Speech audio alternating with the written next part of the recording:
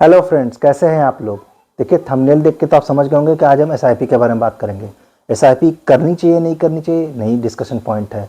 मगर क्या कुछ ऐसी चीज़ें जो बहुत ही साधारण सी हैं लेकिन प्रैक्टिकल हैं और आप लोग का ध्यान या तो जाता नहीं है या जाता है और किसी न किसी कारण से आप उसको ओवरलुक कर देते हैं और जिसके कारण आपको लॉन्ग टर्म डैमेज होता है।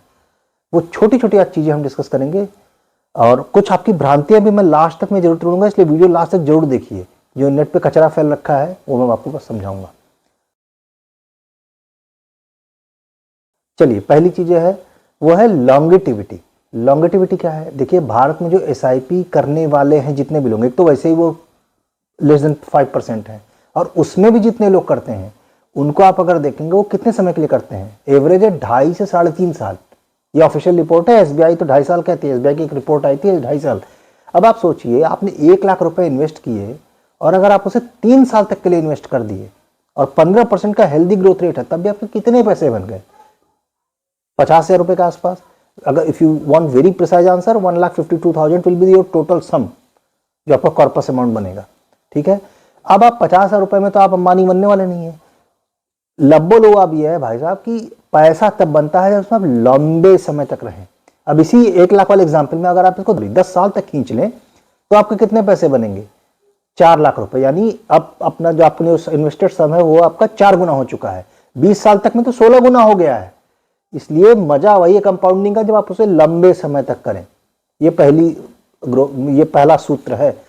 मैं तो कहता हूं मिनिमम 10 साल तो आप मान के चलिए। इसमें आपकी एटलीस्ट एक इकोनॉमिक साइकिल, एक बिजनेस साइकिल, एक सीजनल साइकिल सब एक कवर हो जाएगी। तभी तो आप अप्स एंड डाउन्स पूरा देखेंगे और आप पूरा एक साइकिल जब आप हो जाएगी बिजनेस की जो पूरी एक्टिविटी, तब आपको रियलाइज गेन मिलेगा असली।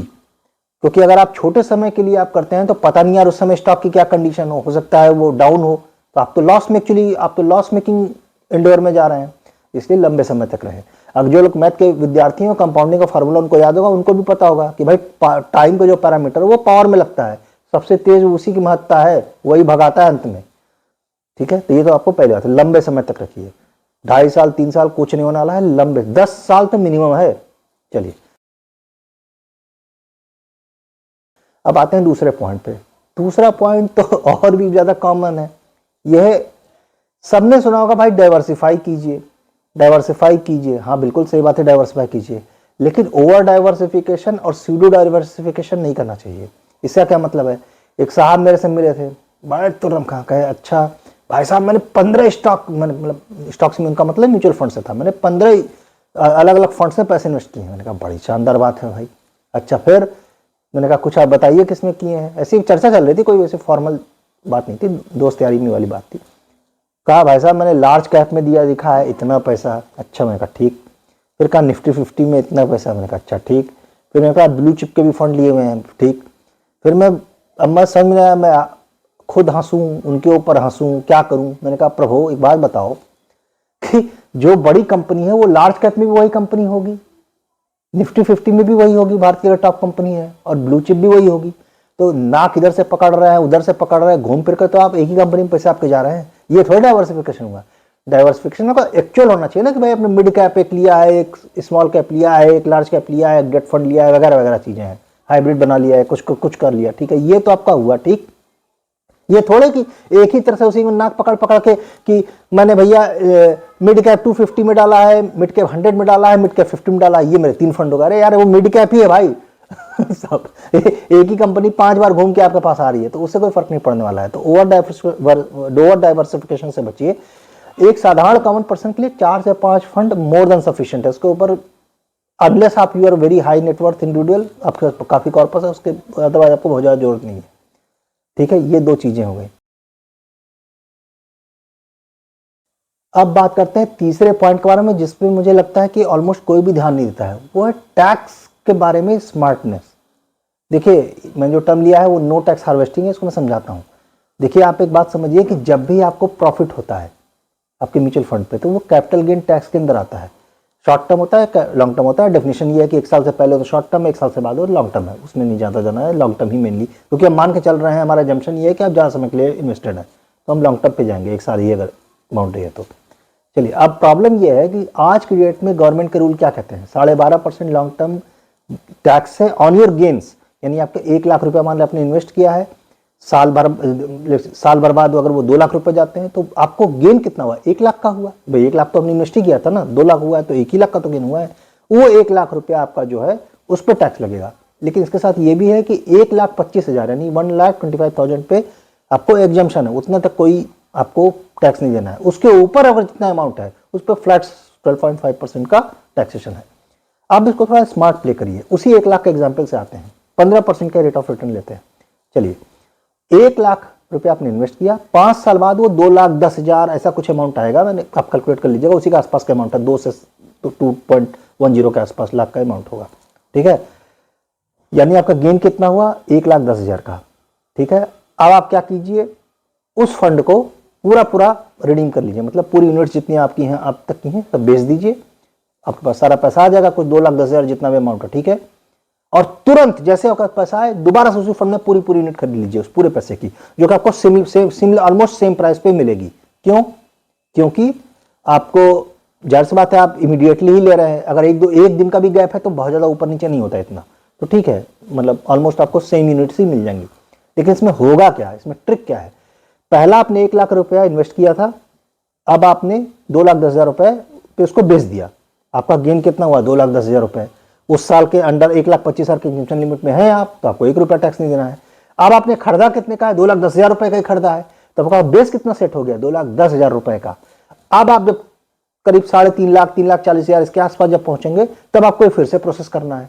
ठीक है, ताकि आप हर बार उस 1.25 लाख रुपए, जो 1.25 लाख रुपए का आपको एग्जम्पशन लिमिट मिली है उसका फायदा उठा सके और फिर से उसको सेल आउट और इन्वेस्ट कर सके।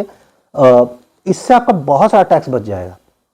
क्योंकि अगर आप नहीं करते हैं, आप सोचिए कि आप एक तरीका नहीं अपनाते हैं, आप सीधे 1 लाख से 3,40,000 रुपए पे आ जाते हैं। आपको उदाहरण के लिए तो आपका 1,25,000 तो आपका चलिए हटा दिया, लेकिन 1.25 लाख रुपए पे तो आपको टैक्स लेगा गवर्नमेंट, जो कुछ 20,000 15-20,000 जो भी अमाउंट होता हो, आई थिंक 20,000 के आसपास का कुछ अमाउंट होगा मेरे समझ से, इसके आसपास ही होना चाहिए। वो अमाउंट आपको गवर्नमेंट ले लेगी, वो भी 1,000 रुपये आपको बचा लेगा। इसी को स्मार्टनेस कहते हैं, इसी को नो टैक्स हार्वेस्टिंग कहते हैं। आपको ध्यान रखना है, अगर आपका मल्टीपल पैन अकाउंट है, मल्टीपल फंड्स हैं, वगैरह वगैरह चीजें हैं, तो आप इसे बहुत स्मार्टली प्ले कर सकते हैं। फ्रेंड्स, अगर आप वीडियो में बने हुए हैं तो चलिए आपके लिए 2 ऐसे पॉइंट जिसमें नेट पे या तो बहुत मतलब मिसलीडिंग इन्फॉर्मेशन है या मतलब अजीब से कंफ्यूज कर रखा है उन्होंने, मतलब कॉमन सेंस की बात ही नहीं है। पहला आपको पॉइंट, वैसा एमआरएफ टायर है, टायर मत बदलवाते, उसको एमआरएफ का शेयर खरीद लेते।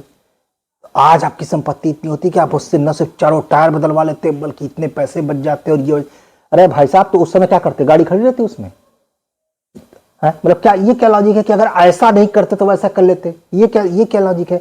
एक कॉमेडियन में एक मैं स्टैंड अप कॉमेडी में देख रहा था, उसमें मैं कॉमेडियन का नाम नहीं लूंगा, मतलब बहुत पॉपुलर है वो। तो उसने कहा कि यार मैं मोटरसाइकिल खरीदने अपने फादर के पास गया, तो उसने कहा बेटे ये पैसा तुम एफडी में डाल देते, देखिए कितना पैसा। तो लड़के ने कहा मगर मैं एफडी में बैठ के कॉलेज कैसे जाऊंगा? मैं उसने खैर कॉमिक में कहा था, लेकिन बात वही है भाई, मुझे वो चाहिए, उसकी जरूरत है। फिर कहो कि यार उसकी जगह भाई ये न कर लेते। दूसरी चीज में इसमें प्रॉब्लम यह है कि यार मेरे पास कोई तोता फाल भविष्यवाणी वेदवाणी आकाशवाणी तो हो नहीं रही है कि इसका प्राइस बढ़ ही जाएगा। इतना पता होता तो हम ही ना कर लेते, सभी कर लेते, हमें क्या पता यार हो जाएगा। दुनिया में दिन में मैं 20 चीजों का यूज करता हूँ, टूथब्रश से लेकर सबके। अगर शेयर मुझे याद रहे कि इसके शेयर 10 साल बाद बढ़ जाएंगे तो यार मैं ब्रश करना छोड़ देता हूँ, ऐसा करता हूँ। मैं ब्रश वाले स्टॉक खरीद लेता हूँ उसके जितने मैं टूथब्रश लाता हूँ। ये लॉजिक हुआ? ये तो बिल्कुल फर्जी बात है। Investment is a different thing, but ये आप बेकार की बकवास ना सुनिए। चलिए आते हैं दूसरे पॉइंट पे। मैंने मतलब 1 लाख वीडियो नेट पे पड़े होंगे जिसमें कहते हैं भाई रेगुलर में मत इन्वेस्ट करो, डायरेक्ट में करो। पहली बात तो बिल्कुल वाहियात एडवाइस है। इसके कई सारे कारण है। नंबर 1, यार इंडिया में 5% से कम लोग इन्वेस्टेड है, और जो इन्वेस्टेड है उनकी भी एवरेज टेन्योर 2.5 से 3.5 साल है। वहाँ people are not even investing, और आपको यहाँ फरमाइशी प्रोग्राम सोच रहे हैं कि इसमें करो उसमें। अरे पहले करो तो सही, यहाँ करने वाले नहीं है, इन्वेस्ट तो कराओ पहले। पहला चीज तो ये, तो आप बिल्कुल ही मतलब हाय पता नहीं क्या बकवास चल रही है। दूसरा चीज इसमें है कि भाई रेगुलर वाला जो है, जो भी है, वो आपको क्या लगता है कि वो सिर्फ आपके स्टॉक्स ही करता है? नहीं भाई, वो consultancy services, advisory services, research services बहुत कुछ देता है। वो जितने भी हाई नेटवर्थ इंडिविजुअल हैं, जितने भी ठीक ठाक पैसे वाले हैं, मैंने 1-2 लोगों से पूछा है, वो कहते हैं यार मुझे बहुत सारी हेल्प मिल जाती है भाई डायरेक्ट में। यार मेरे करें, उनका समय कीमती है। अंबानी साहब को क्या करना चाहिए? डायरेक्ट स्टॉक में पैसे डालते हैं वो, कि ये दिन भर वो लैपटॉप खोल के करते रहे कि ये स्टॉक अच्छा है, ये आईपीओ है, ये करते रहे दिन भर है। अरे भाई सबके एजेंट है और वो ऑब्वियसली पैसे देते हैं। कल को तो आप कहेंगे यार बाल मत कटवाओ, खुद ही घर पे काट लो, पैसे बचाते, कोई लॉजिक है इस बात का? भाई वो प्रोफेशनल सर्विसेज है, उसके पैसे वो चार्ज कर रहा है, एकदम सिंपल एज दैट। आपको सर्विस दे रहा है वो, आपको आपकी नज़र में उसकी वर्थ नहीं है, जिनको है वो करते हैं। तो ये बेकार की पॉइंट है, जिसमें करना है उसमें करो। मैं दोनों तरफ से इन्वेस्टेड हूँ, मैं डायरेक्ट में मैंने ठीक ठाक मतलब अमाउंट इन्वेस्ट किया हुआ है, और एसआईपी तो मेरी ठीक ठाक जा ही रही है सालों से, जो रेगुलर के थ्रू जा रही है, मुझे कोई फर्क नहीं पड़ता है। मैं दोनों अपनी जगह पर ठीक है, आपको जिसमें श्रद्धा हो करिए महाराज पहले, ये बात है। तो ये 2 मेन पॉइंट है, इसके बारे में बात करना चाहता था। और जो आपको 3 पॉइंट मेन बताया है वो तो आप जानते ही हैं। चलिए, अगर आपको ये वीडियो पसंद आया है तो अब मैं आपसे रिक्वेस्ट करता हूँ कि चैनल को सब्सक्राइब करें, लाइक करें, अपने कमेंट जरूर दें, और आप किसी और टॉपिक पे जानना चाहते हैं वो भी जरूर हमें बताएं। इसी के साथ signing off for now, take care, bye bye.